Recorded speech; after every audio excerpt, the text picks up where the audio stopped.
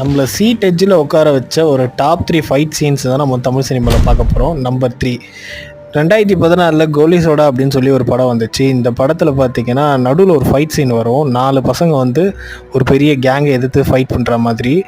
இதோட camera angle, அப்புறம் இது வந்து கன்வின்சிங்காக அவங்க எடுத்திருப்பாங்க. லாஜிக்காக இப்படி வந்து சண்டை போட்டால் நிஜமாலே சண்டை நடக்கிற மாதிரி இருக்கும். சூப்பராக இருக்கும் அந்த சீனு. நம்பர் 2, நம்ம அசுரன் படத்தில் வந்து அந்த காட்டுக்குள்ளே ஒரு ஃபைட் நடக்கும்ல, அதுதான்.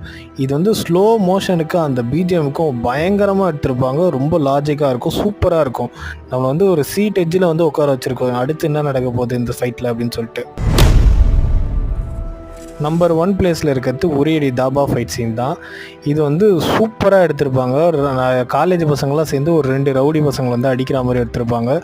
சூப்பராக இருக்கும், சரியான கொரியோகிராஃபி, செம மாசாக இருக்கும் இந்த சீன் வந்து. இது போல் நிறைய வீடியோ பார்க்க என் சேனலை சப்ஸ்கிரைப் பண்ணிக்கோங்க.